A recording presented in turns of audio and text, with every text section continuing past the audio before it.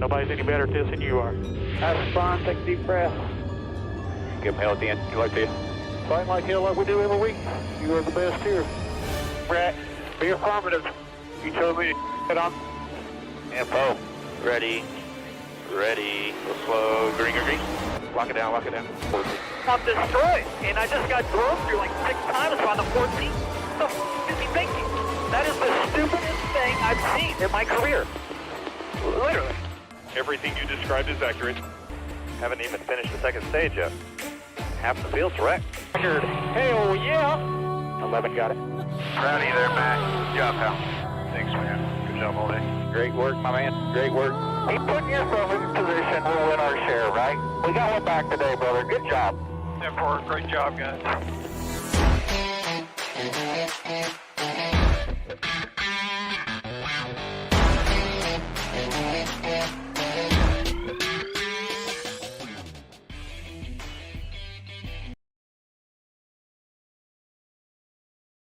Good race day morning. Welcome to Racing in the Draft. My name's Mark, and we're at Illinois, or St. Louis, Gateway, World Wide Technology. I don't know what to call the damn track. But either way, World Wide Technology is the official name. I will probably refer to it as Gateway for most of this video, but I will try my best. Welcome back. For those who tuned in yesterday for the more detailed look at the drivers' practice and some of their past history in trucks and Xfinity. We probably won't cover as much of that. We'll kind of look at some of the breakdowns post-qualifying and see where we think we might be able to get an advantage on some tournaments, and if you're doing some cash plays, who may be good for that.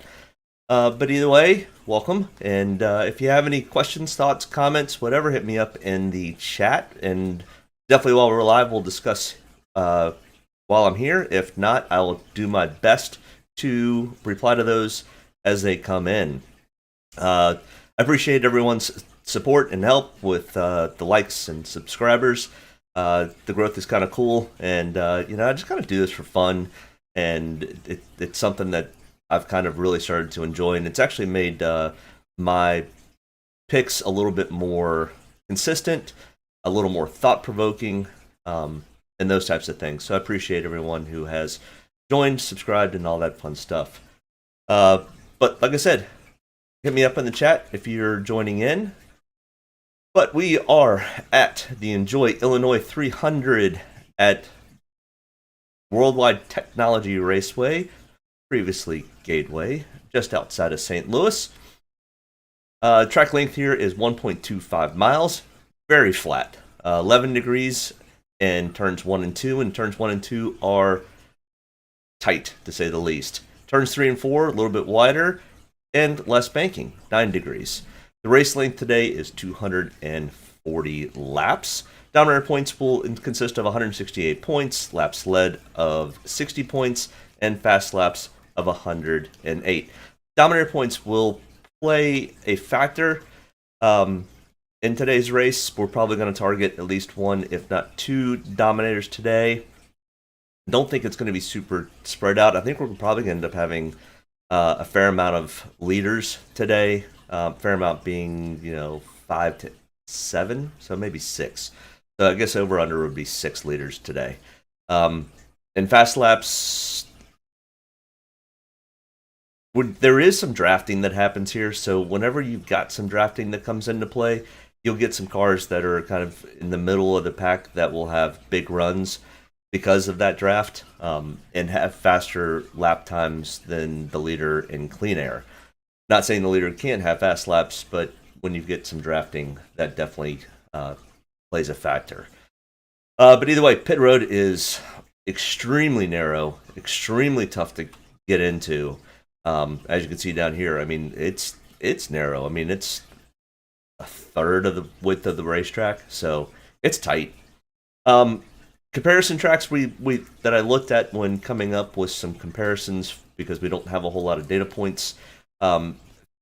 Phoenix and New Hampshire were the 2 biggest ones to compare to, mostly because of the flatness, the lack of banking, and their speed.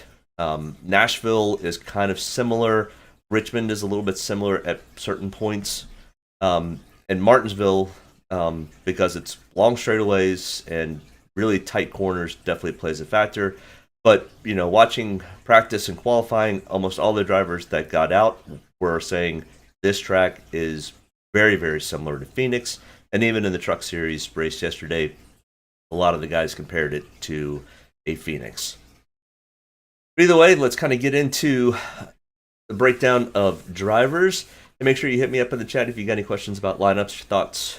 Who do you think might win? Who's going to be bad? Who's going to be good?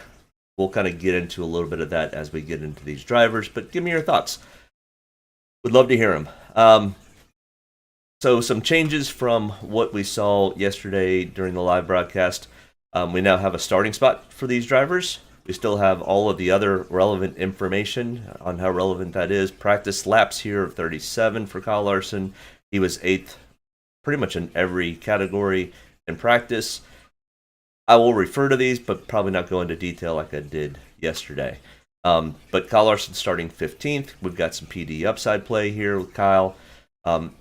Chevys don't seem to have the advantage here at this track like Fords do, and that's going to be something we'll talk about as we go through this. Toyotas kind of seem to have a better advantage than Chevys, but maybe not as much as the Fords. So it's going to be interesting to see how this plays out. And as the track begins to rubber in on the different grooves, my thought was yesterday that this was going to end up being a little bit more like a Martinsville and kind of having a single lane. But after watching the trucks, it seems like there's at least a distinct two, and they even seem to start to make into a 2.5 lane, especially in turns 3 and 4, where they were able to go up the track and find some clean track that wasn't rubbered in, that gave them some extra speed coming off of the corner. A little treacherous up there, but there is some speed. After compiling all this information and where his starting spot is, I've got Kyle Larson kind of ranked at number 5 on the chart today. I'm going to have about 25 to 30% ownership of Kyle, mostly because of that PD upside play. Kyle Larson, he's brand new into this track, never run here before, didn't do any sim work.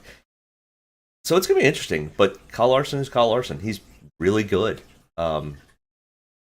at doing pretty much anything racing related. You can put him behind a big wheel, if you remember what a big wheel is, and he'd find a way to at least race competitively, if not win.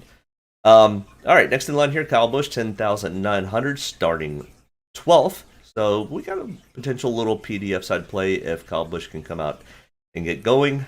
I am got about 10 to 15% ownership. I've got him ranked as 7 today. He was top 10 in all practice sessions, 39 laps. I haven't really heard a whole lot from Kyle Busch during qualifying and practice yesterday. No real complaints, no real... he was kind of quiet, which is kind of slightly unusual for Kyle. But I'll have some ownership. I'm probably going to be underweight on Kyle.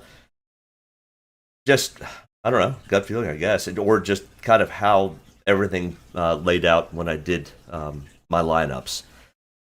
It's a little tough to get to some of these other guys when kind of the middle to high-priced guys are in such a good spot that putting these top-priced, high-priced drivers in was a little bit treacherous, and the low-priced drivers are just, I don't think are going to be something that we need to look at or worry about. We'll get to that once we get down to them. Denny Hamlin, 10,600. Kind of 13th in a single lap practice. Top 10, but not top 5 during practice. The biggest question, I guess, with Denny and his pit crew is going to be, is Denny going to speed on pit road, or is the pit crew going to screw Denny over somehow? Because they've figured out a way to do, he and Bubba Wallace both,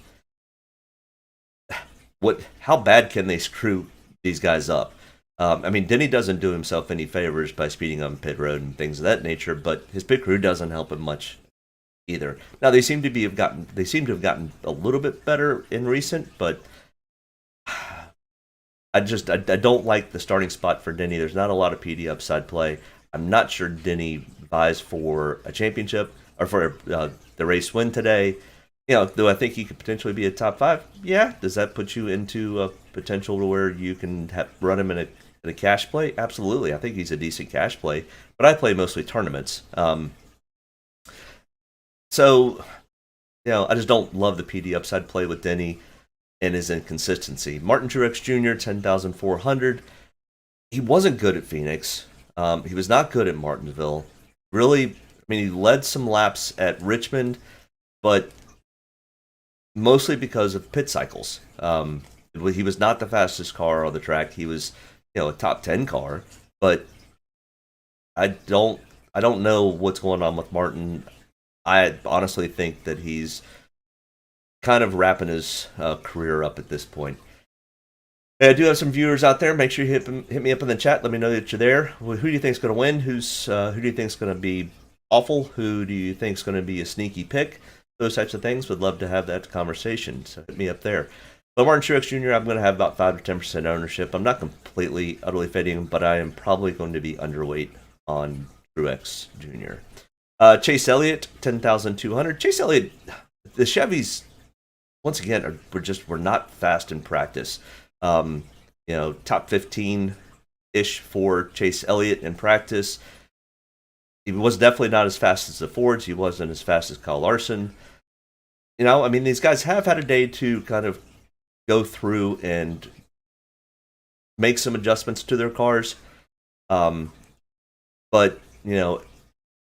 I don't know. Chase Elliott, I think, is going to be a top 10. He could easily vie for a top 5. So I'll have 25% ownership. And I think that's probably where his ownership will probably come in. Chase Elliott has been one of the most consistent drivers this year. Always seems to be there at the end, unless he gets, wrecked slightly and then the wreck clock gets taken out of the race. And I blame that mostly on the crew and the crew chief on not getting him up to speed fast enough. Same thing happened to Bubba Wallace last week. Ross Chastain, $10,000. Ross is starting 10th, 4th on the ranking. I'm going to have about 15 to 20% ownership stake on Ross, which probably will be underweight. I think he's probably going to come in at 25 to 28% ownership. But he was top 10 in practice speeds, starting 10th. I think he could easily find himself up into a top 5 spot. Now he's driving a Chevy. The Chevys haven't had great speed, but we haven't run real long laps. So, what's going to happen at 25, 30, 35 laps when these tires really begin to fall off? Are the Fords going to be able to hold? Will the Chevys have better long run speed? That's something that's going to have to be figured out. We can't really figure it out until they do it. So that's the problem with not really having a whole lot of information with this track and these guys never running here in the next gen car. Tire wear issues. Tire wear seems to be an issue again. That left rear really seems to be taking the load, and crews are kind of being aggressive. Once again, I talked about it yesterday. I don't blame Goodyear for this tire issue. I blame the crews for being over aggressive, because there are lots of cars that make it through an entire race and don't have blowouts. So they're just being too aggressive, in my opinion. So Ross Chastain, I think, will probably be 20 to 25% ownership. So I might be a little underweight on Ross Chastain today, but a power ranking of 4. And he is Vegas's top getter to win this race. William Byron, 9,800. Top 20 in practice speeds, 24th in qualifying. We've got a lot of potential PD upside play with William Byron if he can just keep himself clean. I've got him ranked at number 1, mostly because of his starting spot, not because of his practice speeds. He's also driving a Chevy, but I think William Byron easily is a top 10. If he moves up 14 spots and finishes in the top 10, he's going to be in the optimal lineup or just right outside the optimal lineup. So great cash play. I think a good tournament pick. I think he probably will come in 25 to 30% ownership. I've got him at 30 to 35% ownership for my lineups. so I'm probably a little overweight on William, but he also has really become a really good short track driver. He did win at Martinsville, leading the most laps. Chase Elliott leading the second most laps there.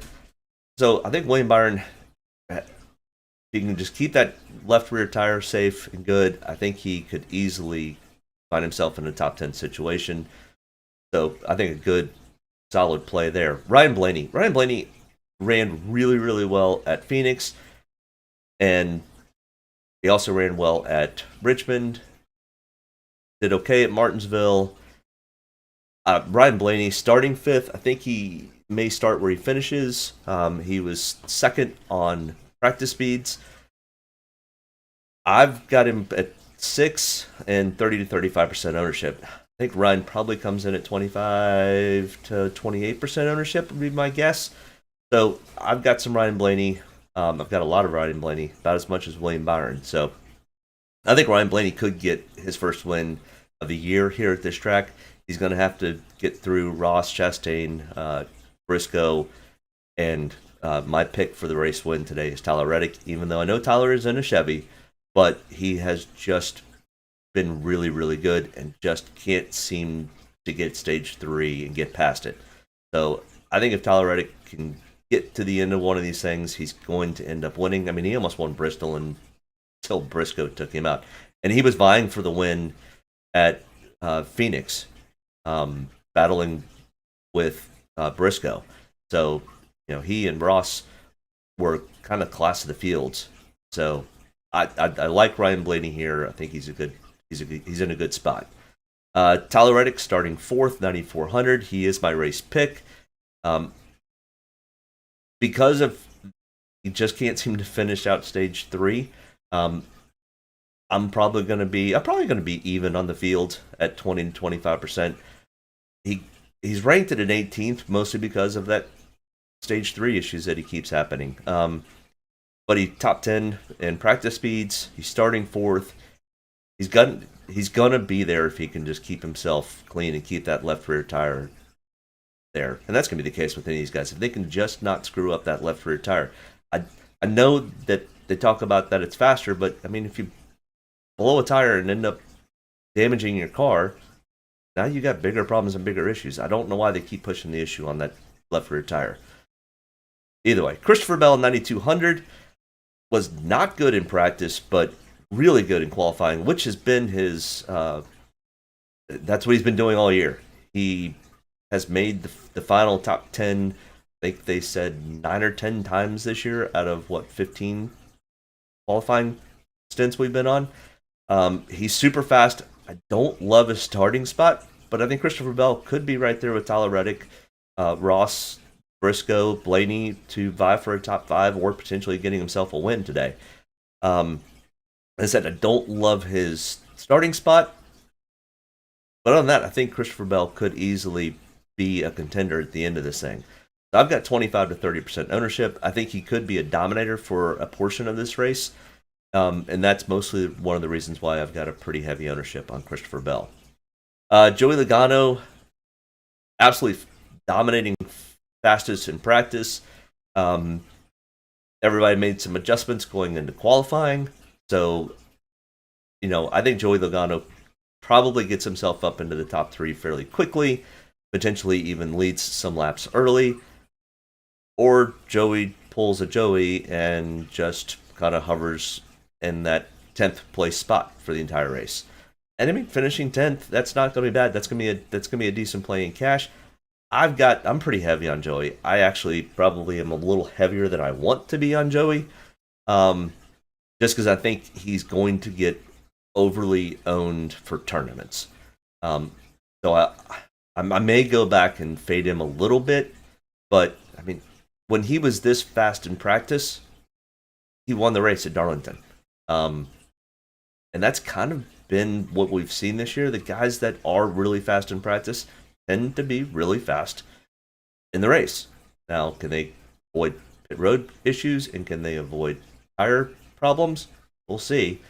Then you've got the other guys that are on the track that always cause issues and problems. Alex Bowman, 8,700, starting 25th. which was worse than what his practice speeds were. I'm probably overweight on Alex Bowman. Other than his starting spot does give him a lot of PD upside play. You know, if he can get himself into a top 15, that's going to be a good cash play. It'll put him in the hunt for an optimal lineup. And he's decent on short, flat tracks.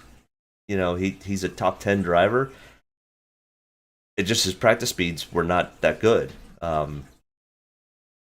And the Chevys just don't seem to be where they need to be. Kevin Harvick, 8,500. He was hunting the top 10 in practices. He ran the most laps. I think he was working sheerly on his long run speed and long run setup, his car setup for the race, and not that worried about qualifying, and ended up qualifying 20th. I don't think Kevin Harvick really cares where he qualifies, unless he just happens to be one of the fastest in practice. Then he may go hunt for a pole. But Kevin's looking for good speed during the race. He's looking for good finishes. He's trying to find that win again. He's trying to get there and win again before his career comes to an end, which I think he probably ends his contract up next year and retires to the booth. I don't know, after his comments and dissing on Fox last week, I'm not sure that they invite him back. But I mean, Kevin Harvick is a big draw, so probably they will. Because of his starting spot, I like where he's going to end up. So third on the rankings and 30 to 35% ownership. He does have 3 wins here in the other series. He knows how to win here. I like Kevin Harvick for at least a top 10, if not possibly even a top 5. He could vie for a win if there's some attrition. But I think he's going to need some attrition to get to that top spot. Kurt Busch, 8,200, top 10 speed for the most part in practice.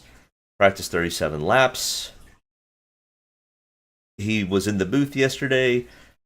Lots of good insight. It really kind of gave him an idea to kind of see what was happening and how the race kind of transpired. All those types of things really helped. Not that every Cup driver wasn't glued to the TV or to the coverage or at the track watching to see where different lines were forming and how different lines were on the start, where to go, where to be, which ones were hooked up. You know, the next gen car is way different than the truck, but you know, there's still some advantages to paying close attention to what happened in the truck series for these drivers, and Kurt Busch had a bird's eye view of it. 17th on the ranking, I've got him about 15 to 20%. You know, he's starting 11th. Unless he just comes out and is blistering fast, I think Kurt Busch is a top 10. Not sure he hunts for that top 5 today, but if he just keeps himself clean, he could get himself a top 10, which is a decent finish. Daniel Suarez, $8,000, starting 23rd, was slow during practice. Daniel, I don't know what to think or do about Daniel. He's so inconsistent. He's super fast at times of the track, and then puts himself in trouble, has issues on pit road, or just happens to be in the middle of wrecks. If he can just complete a good race, he's a top 10, and that's potentially enough. But what have you done for me lately, Daniel? And every race, it's kind of like Tyler Reddick. He just seems to bite himself in the backside. You know, Bubba Wallace, same thing. Just either pit crew issues or pit road issues, or just bad luck during the race. Hey, hit me up in the chat. Let me know what you're thinking. Who you got today? Who's going to win? Who's going to suck? Who's your cash play? Who's your tournament play? Would love to hear some of your thoughts out there. Thanks for joining in, by the way. Make sure you hit that like button. It helps out getting other people to join. Love to have the conversation. Chase Briscoe, our pole sitter. Man, was he fast at qualifying. He was also decently fast in practice. Right there at the top 10, 11th place in practice. Don't typically like the pole sitter, but he ran extremely well at Phoenix. And this track is very, very reminiscent of Phoenix. So I've got him in 20-25% of the lineups. I think that's probably where he comes in. He might be a little bit less than that, but I think he's going to fall in that between 18 to 23% ownership. probably right there at 20%. He may even come in a little bit more. Because Dominators are going to be something we need to look at, but I don't think it's the end-all, end-all. I think some finishing spots, and, can Chase Briscoe finish in the top 5? Absolutely. Can he win this thing? Absolutely. And the Fords are fast, really fast this weekend. So I like Chase Briscoe. I think he could be there at the end. But he also has a tendency to overdrive there at the end, too, especially if he's trying to chase somebody down. Ricky Stenhouse Jr., 7,700, was not great in practice, really not good in qualifying, 27th, but he is running on 4 top 10s in a row, and every week I kind of go, he's okay, not great, and then he ends up on the top 10, kind of like Michael McDowell. I go, nope, not taking him, not interested, and he goes and finishes in the top 10. What have you done for me lately? Well, Ricky Stenhouse Jr., my fault for not taking you, not yours, and you're finishing in the top 10s. So maybe I'm going to get on board with Ricky Stenhouse Jr. Now, he needs to run a smart race and a clean race and get himself, get Ricky into a top 15, top 10, and that's going to be good for a cash lineup. It's going to be good for a tournament lineup. So I've got 25% ownership. He's probably going to come in 15 to 20% on ownership. Maybe a little bit more because he's been finishing consistently in the top 10. But, either way, I do like Ricky Stenhouse Jr. today. I don't think he vies for a top 5, but I think he can get himself into a top 10 situation. Austin Dillon, 7,500. Practice speeds were not great and ended up he ran 31 laps in practice, but did not end up running anything more than 6 or 7 laps of race before he'd come in and get adjustments. Starting 29th, great PD upside play. He was running really well at Phoenix before Suarez took him out. So I think Austin Dillon is an intriguing play. I do like the PD upside play. And all these guys, Ricky Stenhouse Jr., Austin Dillon, starting 27th, 29th, they're not top 30 drivers. They're more top 20 and hunting top 15s. And occasionally, Austin Dillon earlier this year on these shorter tracks was getting consistently top 10s and top 5s. So can Austin Dillon find that magic again? Heck, he almost won the Coke 600 last weekend until he just couldn't quite hold it down and took out a bunch of people. Eric Jones, starting 21st. Practice speeds were good. He's got a lot of momentum behind him. And kind of like these other guys, he just can't quite seem to finish stage 3. If he can finish stage 3, he's top 10, top 5.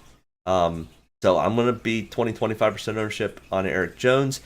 He probably is going to come in 10 to 15% ownership, so I'm probably a little overweight. I'm probably a little overweight on Austin Dillon. I think I'm probably even on Ricky. Brad Keselowski, 7,100. Oh, Brad. Once Brad gets this ownership and gets RFK Racing kind of headed in the right direction, Brad's going to get himself back up into contention to win races and be running in the top 5 and top 10. He's just got a lot on his plate. But starting 30th, I think he's easily a top 20 driver. Keep that left rear on under the car and not let it blow out and let some attrition happen. He could vie for a top 15 even. If Brad Keselowski can get in the top 15, that's going to be huge for DraftKings. I don't know if he gets himself into a top 10 unless we have some other attrition and he's not part of that attrition or causing it. Then I think he could easily get himself up there. 16th on the ranking, I'm going to have about 25% ownership. And because of his starting spot, he might be decently heavily owned today. So keep that in mind. Eric Almirola, $7,000. Practice speeds were okay. Top 15. He had 30 laps of practice, and he's qualified 8th. He was fast in qualifying. He is really good at this style track. Flat, tight tracks. He did really well at Martinsville. He ran well at Phoenix, top 10 there. He won last year at New Hampshire. This track is very, very similar to New Hampshire. So all indications point to Eric Almirola having a good day. I think he's not really a PD play. He's not, I don't think, a dominator play today. He could, I mean, Eric could easily go out and win this race. But I think he's much more of a top 10, top 5 type situation. Keep himself clean all day, have a good finish, get back into that top 10 streak, and he'll sniff the optimal lineup. I'm not sure he's part of the optimal lineup unless something happens up front and he's not involved in it. So 25 to 30% ownership. I think he probably comes in somewhere between 15 to 20% ownership. Austin Cindric. Once again, Austin Cindric he needs to finish this race. He just is having trouble getting to finishes. And it's not even that he's having trouble in stage 3. He's having troubles in stage 1 and 2s. He needs to learn to finish out races on these shorter to intermediate tracks. And Austin Cindric's going to be a contender down the road. But starting second, I have no interest. No PD upside play here. You just, what have you done for me lately? And you haven't done anything. So I have 0% ownership on Austin Cindric. Bubba Wallace, 6,700. Once again, his practice speeds were fair. About where he's qualified. If there's some attrition and the pit crew doesn't screw him up on pit road, and Bubba Wallace just keeps his nose clean, I think he's top 15. He could sniff the top 10. But I've got 15 to 20% ownership on Bubba. I might be a little bit overweight, but that might be where he comes in. And make sure you hit me up in the chat. Let me know if you're out there and who you got today and who you don't have today. Who you like, who you don't like. Chris Buescher tested positive for COVID on COVID protocol. Zane Smith, who we'll cover last when we get there. So don't take any Chris Buescher. He's not showing up to the track.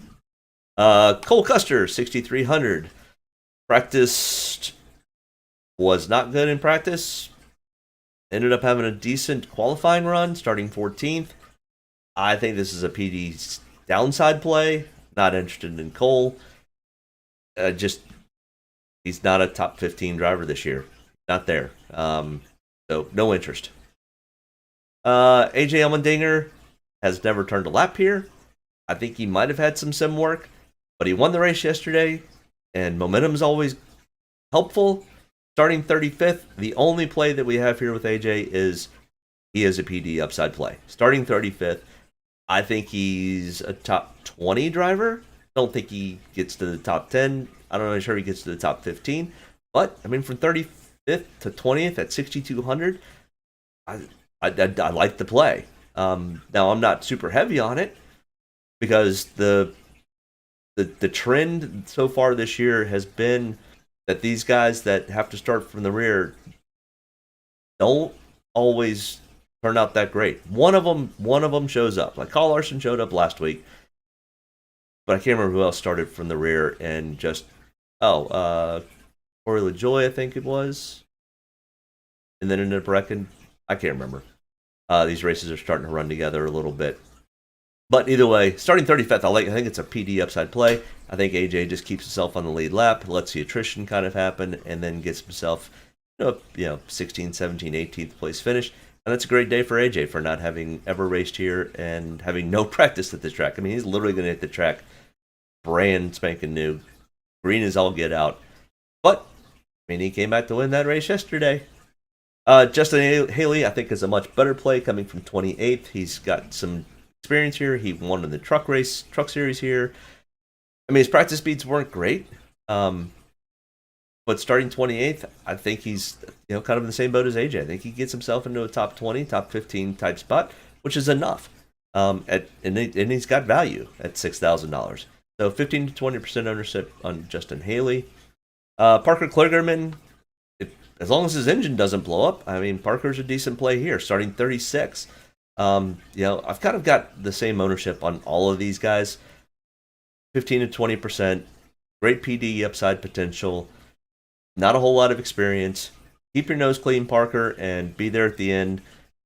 I don't love the car he's driving, but if Parker's a smart driver, he'll be there at the end as long as the equipment holds up. Michael McDowell, 5,600. I think Michael McDowell could easily get himself another top 10. Could be a top 15.